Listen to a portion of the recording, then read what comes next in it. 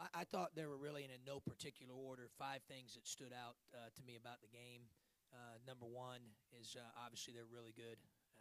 I felt that way coming into the game watching film. And when they have 5 guys that can dribble, pass, and shoot like that, indicative of their 4 turnovers for the 40 minutes, makes them very difficult to defend. And, I certainly don't coach their team. You have to ask Coach Ryan, but I thought they played well. I'm interested to see what his opinion is, and I think that certainly they had a lot to do with the outcome. I think the second thing that stood out for me was the fact that we got browbeat on the backboard.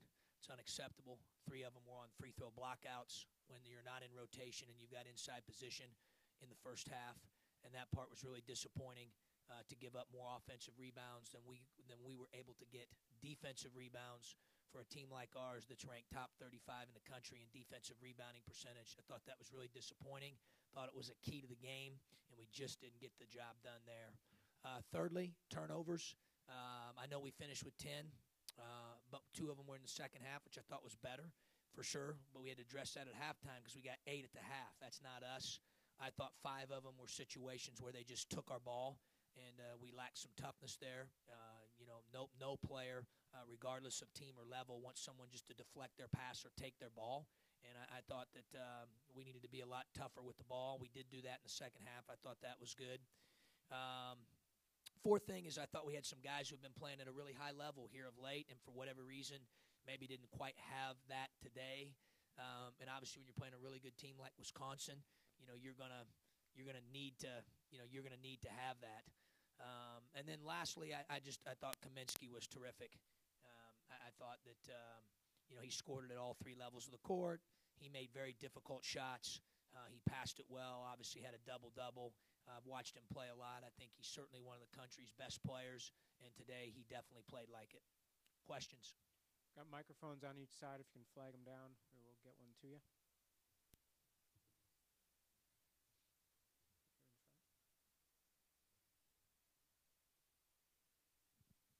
John, how much of the mistakes and the execution things that you guys messed up had to do with them and as opposed to you guys just messing some things up yourselves? Well, the turnovers, when you have 5 times, and they're the guys taking the ball. So, it's not like it's just us. But we can't have that happen. I mean, we got to be better there.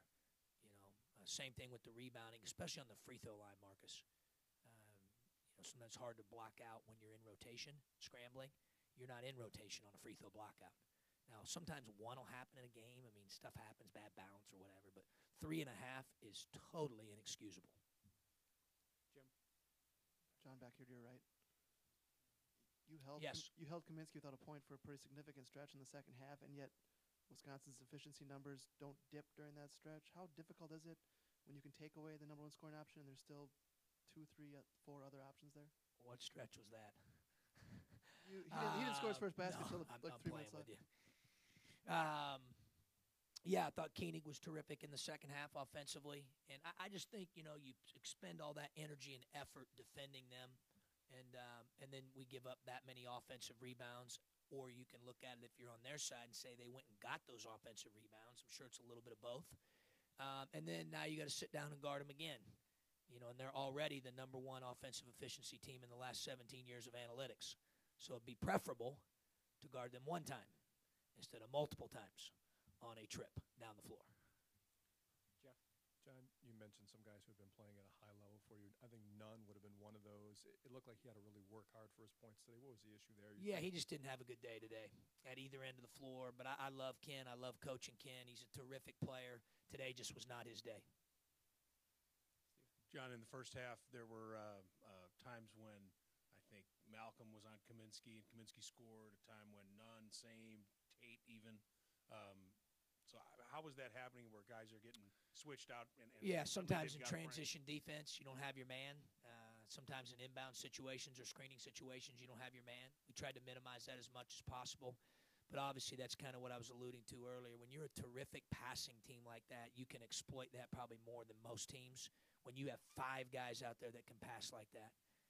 You got Nigel Hayes going into the game, as a forward front court player, is 30 to 15 assist to turnover ratio. I mean, that's disgusting. It's terrific. So they can really pass, and I think obviously they did a good job of taking advantage of some of those situations. John, what's gone on with LeBron the past couple games? He's struggled playing, and not minutes are going down as a result.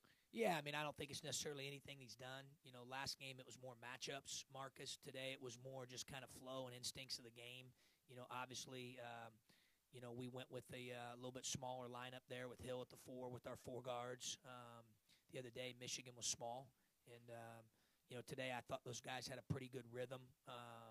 So we just kind of stuck with those guys, but we're gonna need LeBron. Tom, in the back. Back here. You played some zone today. Was that Kaminsky oriented? No, not necessarily. Just we've done that in other games as well. Trying to use it a little bit as a rhythm changer. You know, as we talked about their efficiency there earlier. Trying to slow them down, throw them throw them maybe a curveball or slider or a changeup, and try to slow them down the best that you can. Coach Ray had a couple of explosive plays today. How would you evaluate how he's coming back? Getting better. He's getting better. Came here last year, lost by 25, then Wisconsin went to the Final Four. Two-part question, simply. Do they look better to you, the Badgers, and you feel like Illinois is kind of, after being here 2 years in a row now, closing the gap? Yeah, number one, I think they're really good. Today's, whatever it is, February, look at my watch here, Steve, 15th. They're really good. I mean, they're a terrific ball club. There's still a long way to go for them and for us, for everybody that's playing here down the stretch. But I think, in my opinion, at this stage, they're the best team of the 3 that we've played the last 3 years, and I thought the last 2 were pretty good.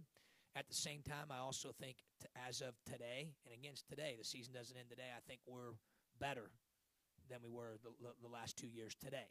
Now, can we finish as strong? We'll see. We got to worry about getting better this week, take the week off that we have, sprinkle in some mental and physical refreshment for those guys. We're going to get a couple days off, and we got to sharpen up a couple things and be ready to go a week from today. Anything else for Coach? All right.